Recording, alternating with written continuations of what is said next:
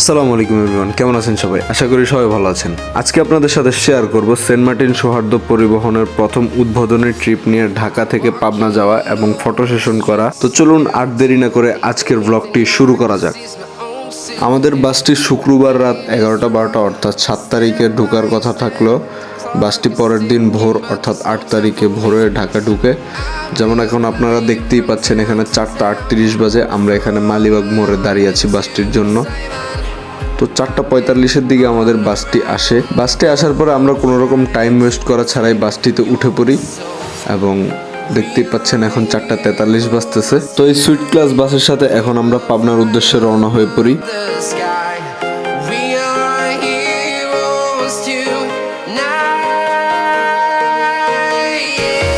সত্য বলতে বাসটি পুরনো হলেও তাদের কিন্তু এই রুটটি নতুন এবং কক্সবাজার ঢাকা পাবনা এই রুট আজ পর্যন্ত কারণেই তারাই প্রথম। সেন্ট মার্টিন সৌহার্দ্য পরিবহনের ম্যানেজমেন্টকে আসলেই মন থেকে ধন্যবাদ জানাই, তারা আমাদেরকে এখানে ইনভাইট করার জন্য। এবং এই ইনভিটেশনেই কিন্তু আমরা মূলত পাবনা যাচ্ছি। ঢাকার ভিতর দিয়ে চলতে চলতে এখন আমরা প্রায় অলমোস্ট সাভারের কাছাকাছি চলে এসেছি।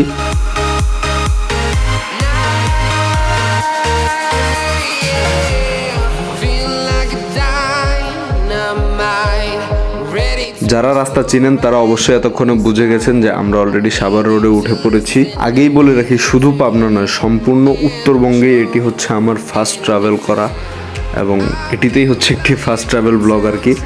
তো অনেক ধরনের অনেক ভুলভ্রান্তি হতে পারে, তো আপনারা সকল ভুল আমাদের ক্ষমা দৃষ্টিতে দেখবেন। আমরা চলে আসলাম তাদের সাভারের লাস্ট বাস কাউন্টারে, সম্ভবত জায়গাটির নাম নবীনগর।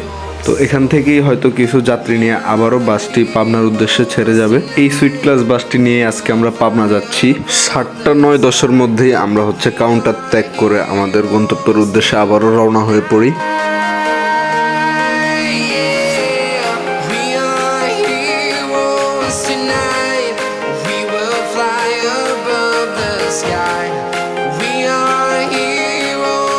মোটামুটি এভাবেই ফাঁকা হাইওয়ে ধরে টাঙ্গাইল পর্যন্ত আমরা পাড়ি দেই, কিন্তু টাঙ্গাইল পাড়ি দেওয়ার পর এলেঙ্গার জ্যামে পড়ি আমরা, যেই জ্যামে দীর্ঘ 1-1.5 ঘন্টা আমরা বসেছিলাম।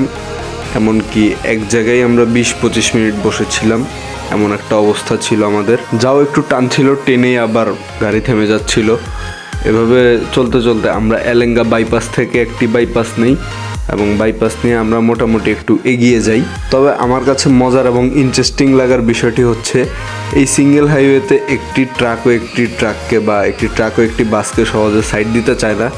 যদি সে জোর করে সাইড না নিতে পারে তাহলে। আমাদের ড্রাইভার সাহেবও নিজ গতিতে একদম এগিয়ে যাচ্ছিল। ইনি পাবনা রুটের একজন সিনিয়র ড্রাইভার, যিনি কিছুদিন আগে বাংলা স্টার RM2 দিয়ে একটি বাউলির ভিডিও দিয়ে ভাইরাল হয়েছিল মোটামুটি অনেকটাই। সকাল 9টা 32-এ আমরা বাংলাদেশের উত্তরবঙ্গের সবচেয়ে বড় সংযোগস্থল যমুনা সেতু টোল প্লাজায় চলে আসি। টোল প্লাজা থেকে বের হয়ে আমরা যমুনা সেতুতে উঠতে থাকি এবং যমুনা সেতুতে উঠার মুখে একটু জ্যাম পড়ে এবং সেই জ্যামটা ছেড়ে আমরা আবার রিল্যাক্সভাবে যমুনা সেতু পাড়ি দিতে থাকি।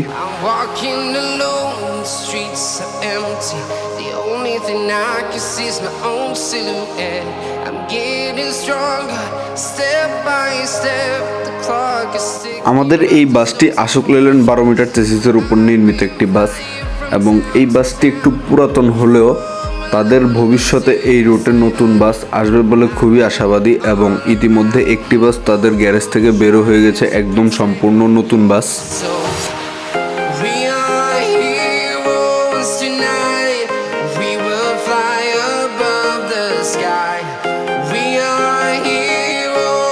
আমি এই জন্যই বলেছিলাম উত্তরবঙ্গের সব গাড়িই খেলে, কারণ একটি ট্রাক ছাড়তেছিল না, এখন আবার একটি লোকাল বাস আমাদেরকে ওভারটেক করে যাচ্ছিল, যদিও গ্যাপে ফেলে, বাট মোটামুটি রানিং ছিল আমাদের বাস। এভাবে আমরা আমাদের এই সুইট ক্লাস বাসটি নিয়ে চলতে চলতে আমরা চলে আসি হোটেলে এবং হোটেল ব্রেক দিয়ে আবারও আমরা আমাদের পথ চলা শুরু করি। 10টা 45-এ আমরা হোটেল থেকে বের হয়ে আমরা চলা শুরু করি এবং আমরা সিরাজগঞ্জ থেকে বামে ঢুকি, যেহেতু এদিকে পাবনা যায়। তো আমরা আমাদের রোড ধরে এগোতে থাকি আবারও। সম্পূর্ণ রাস্তা বলতে গেলে সবচেয়ে সুন্দর ভিউ এই রাস্তাটির। এই রাস্তাটি একটু ভালোভাবে দেখলেই একজন প্রকৃতিপ্রেমীর মন ভরে যাবে। ইনি ছিলেন আমাদের নানা ভাই, অর্থাৎ আমাদের ড্রাইভার সাহেব। এনার সাথেই হচ্ছে আমরা এখন যাচ্ছি কক্সবাজার থেকে ছেড়ে আসা এই বাসটিতে করে পাবনার উদ্দেশ্যে। আগের রাতেও ঠিকঠাক ঘুম হয়নি আমার, এবং সারা রাস্তার জার্নি প্লাস সামনে থাকার কারণে একটু বেডে এসে ফিল নিচ্ছিলাম, এবং তখনই হচ্ছে একটু চোখ লেগে ঘুম এসে পড়ে। কিন্তু মজার বিষয়টি হচ্ছে ডাবল বেডের এসি ঠান্ডায় আমার হচ্ছিল না, আমার আরও ঠান্ডার দরকার ছিল, তাই আমি সিঙ্গেল বেডে যাই, কারণ এই সিঙ্গেল বেডগুলোর এসি একটু বেশি ঠান্ডা ছিল। তো সিঙ্গেল বেডে গিয়ে ঘুমানোর পরে একটা পর্যায়ে হঠাৎ আমার ঠান্ডার কারণে ঘুম ভেঙে যায়, না একটা পর্যায়ে অতিরিক্ত ঠান্ডা লেগে গেছিলো, যার কারণে আমার ঘুমটা ভেঙে যায়। ঠান্ডার কারণে ওই ঘুম ভেঙে যাওয়ার কারণে আবারও ডাবল বেডে চলে গিয়ে আবারও ঘুমাই, এবং এই ঘুমের মধ্যে হচ্ছে আমরা পাবনা পৌঁছে যাই। তো আমি গিয়ে দেখি যে আমাদের বাসটি প্লেস করা হয়ে গেছে, সবাই অলরেডি নেমেও গেছে। দেন আমি বাসটির থেকে নামি, এবং বাসটি এখন একটু পরিষ্কার পরিচ্ছন্ন করা হবে, এবং এর ফাঁকে আমরাও একটু লাঞ্চ টাঞ্চ করে নিব। দেন হচ্ছে আমরা বাসটি নিয়ে আবার ফটো সেশনের জন্য বের হয়ে যাব। দুপুর 2টার দিকে আমরা বাস নিয়ে বের হয়ে পড়ি ফটো সেশনের জন্য, এবং ওই জায়গার স্থানীয় কিছু বাস ফ্যান আসে আমাদের সাথে। তো ওই বাস ফ্যানদের পছন্দের কিছু স্পটে নিয়ে যায় আমাদের, যেহেতু তারা ওইখানকার পরিচিত, তাই আমরা তাদের পরামর্শ অনুযায়ী যাই। কিন্তু ওইখানে যাওয়ার পরে তারা সম্পূর্ণ দায়িত্বটা দিয়ে দেয় আমাদের ফটো সেশন করানোর, এবং আলহামদুলিল্লাহ আমরা যথেষ্ট সুন্দরভাবে ফটো সেশনটা করাই এবং ফটো সেশনটা কমপ্লিট করি খুব সুন্দরভাবেই। এই স্পটটিতে ফটো সেশন কমপ্লিট করে এখন আমরা যাচ্ছি অন্য আরেকটি স্পটের উদ্দেশ্যে। ওইখানে ফটোশ্যুট করলেই আমাদের ফটো সেশন আজকের জন্য কমপ্লিট। এখানে এসেও আবার আমরা আমাদের ফটো সেশনের কাজ শুরু করি। এখানে যে যার মতো ছবি ভিডিও করতেছিল বাসের সাথে। ফটো সেশন কমপ্লিট করার পরে আমাদের সাথে একটি ইনসিডেন্ট ঘটে। দুর্ভাগ্যক্রমে গাড়িটার ইঞ্জিনের বেল্ট ছিঁড়ে যায় এবং গাড়িটা নষ্ট হয়ে পড়ে, যার কারণে সেদিন আর গাড়িটা ট্রিপে আসতে পারে না দুর্ভাগ্যবশত। কিন্তু এখানে কথা হচ্ছে, আমরা যেহেতু মালিকের ইনভিটেশনে গিয়েছিলাম, তো আমাদের দায়িত্বটা ছিল মালিকের উপরেই। তো আমরা সন্ধ্যা 7টা পর্যন্ত তাদের জন্য অপেক্ষা করেছিলাম, তারা আমাদেরকে সন্ধ্যা 7টা পর্যন্ত টাইম দিয়েছিল। পরে যখন আমরা তাদের সাথে 7টার পরে কন্ট্যাক্ট করি, তারা আমাদেরকে সরকার ট্রাভেলসের একটি নন এসি বাসের টিকিট করে দেয়। আমাদের 4 জনের মধ্যে 3 জনকেই টিকিট করে দেয়, এবং একজন পূর্বে চলে আসছিল। আসলে সত্য বলতে গেলে সেন্ট মার্টিন সৌহার্দ্যর মালিক পক্ষের এই কাইন্ডনেসটা আমার খুবই ভালো লাগে, কারণ তারা চাইলেই তখন আমাদেরকে ইগনোর করতে পারতো, কারণ তাদের কাজ হয়ে গেছিল এবং তখন আমাদের রেসপন্সিবিলিটিও তাদের উপর ছিল। বাট তারা চাইলেই জিনিসটা ইগনোর করতে পারতো অনেক সহজেই, বাট তারা জিনিসটা ইগনোর না করে আমাদেরকে টিকিট করে দেয়। তাদের এই সৎ ভালো ব্যবহারের জন্য অসংখ্য ধন্যবাদ এবং ভালোবাসা রইল মন থেকে। আমি দোয়া করি তারা অনেক দূর এগিয়ে যাক। সরকার ট্রাভেলসে করে ঢাকা ফেরার ব্লগটি দেখতে চাইলে কমেন্ট করতে পারেন কমেন্ট সেকশনে।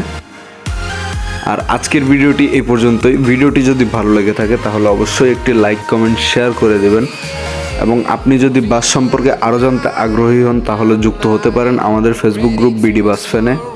সবাই ভালো থাকবেন, সুস্থ থাকবেন। আসসালামু আলাইকুম।